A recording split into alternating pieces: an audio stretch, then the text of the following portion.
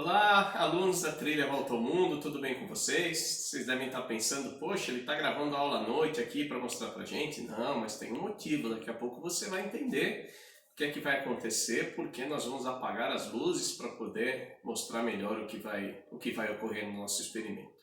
Bem, hoje nós vamos falar do salto quântico, para falar dos modelos atômicos. Uma das partes da aula é para falar a respeito do modelo atômico de Rutherford-Bohr, aquele modelo com as informações obtidas por Rutherford por meio do experimento de Rutherford, aquele experimento do bombardeamento de uma lâmina de ouro com partículas alfa, onde Rutherford conseguiu descobrir que o átomo tinha um núcleo pequeno e denso, formado por prótons e nêutrons. Claro, né? Os nêutrons foram descobertos depois por James Chadwick, e que os elétrons orbitavam ao redor do núcleo na eletrosfera. E aí, depois as observações de Bohr, os postulados de Bohr, que falavam única e exclusivamente a respeito de como os elétrons se comportavam nessa eletrosfera ao redor do núcleo. E aí ele descobriu que os elétrons giravam em órbitas circulares naquelas três observações que são chamadas de postulados de Bohr. Só para a gente retomar, o primeiro postulado de Bohr dizia que os elétrons giravam ao redor do núcleo em órbitas estacionárias com energia constante. O segundo postulado dizia que quando um elétron absorvia energia de uma fonte externa, ele se distanciava do núcleo, ele sofria um salto quântico. Esse elétron pulava para uma camada mais externa. E quando ele retornava para a órbita estacionária, para a órbita original dele, ele se livrava daquela quantidade de energia e emitia essa energia sob forma de uma energia luminosa. E é isso que nós vamos ver aqui nesse experimento de hoje. Nós temos 7 latinhas de alumínio, que vão servir como nosso suporte para a combustão de cada um dos metais. E aqui nós temos 7 frascos, cada um com as suas respectivas substâncias, com diferentes íons metálicos. No primeiro frasco, cloreto de sódio, que contém o íon sódio. No segundo frasco, cloreto de potássio, que contém o íon potássio. No terceiro frasco, cloreto de estrôncio, que contém o íon estrôncio. No quarto frasco, cloreto de bário, que contém o íon bário. No quinto frasco, cloreto de cobalto 2, que contém o íon cobalto 2. No sexto e no sétimo frasco, respectivamente, cloreto de ferro 3 e sulfato de cobre 2, que contém íons ferro 3 e íons cobre 2. Cada um deles emite em seu salto quântico uma diferente cor, e é isso que nós vamos visualizar aqui.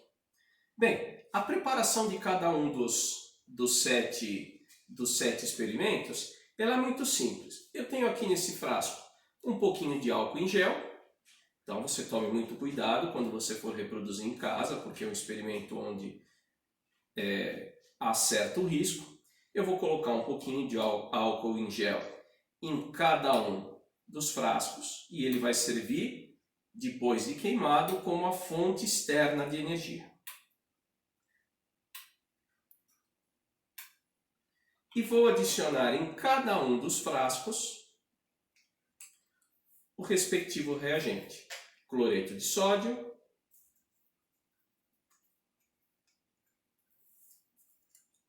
cloreto de potássio,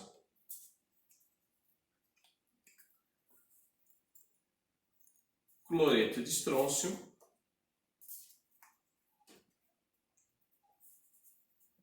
cloreto de bário,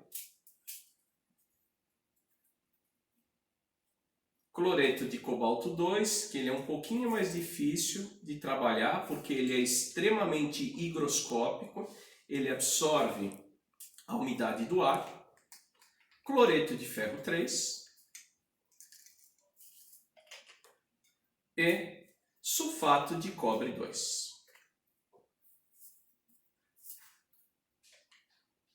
E agora eu vou promover a queima do álcool, que vai fornecer energia para cada um dos sais. Bom, então agora eu esperei um pouquinho para que o álcool em gel se misturasse, né? Se misturasse aqui com o nosso sal, e eu vou acender o fósforo e iniciar a combustão. Tome muito cuidado com esse passo porque estamos trabalhando com álcool.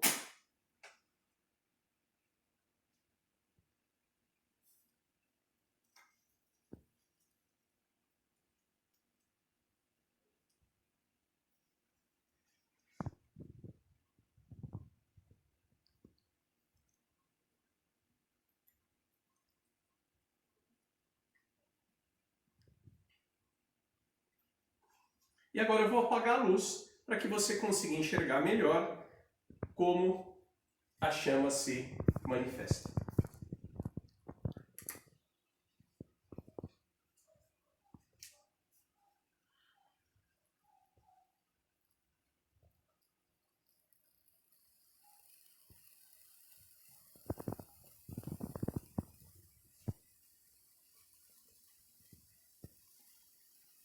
Eu não sei se você consegue perceber, mas cada chama apresenta uma coloração diferente.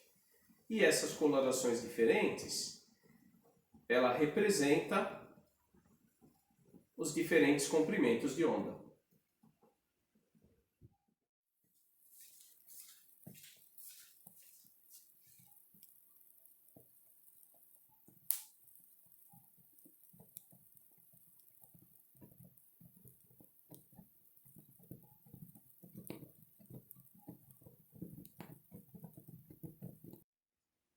Bom, então eu acho que você conseguiu perceber as diferentes cores, né?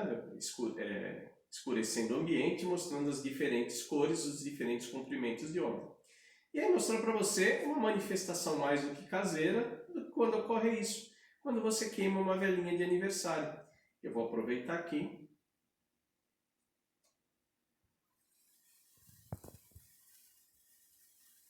É o mesmo efeito que acontece a queima de um metal que está presente nessa velinha. E agora a segunda parte do experimento que você já deve ter feito, e se você nunca fez, você já deve ter visto alguém que fez, que é brincar com um ímã na atração com diferentes metais. Então o que a gente tem aqui para fazer o experimento? Nós temos pregos feitos de ferro e nós temos um fio de cobre. E aí a gente sabe que o ferro é atraído pelo ímã e que o cobre não é atraído. Bom, você sabe me explicar o porquê isso acontece? Que o ferro é atraído pelo ímã, mas o cobre não é atraído? Isso tem a ver com os orbitais atômicos. E eu vou mostrar para vocês, explicando na teoria, o que é que acontece para que esse fenômeno ocorra. Bom, minha gente, o experimento de hoje era desse jeito. Até uma próxima. Agora vamos para as explicações teóricas a respeito do que está acontecendo. Até mais tarde.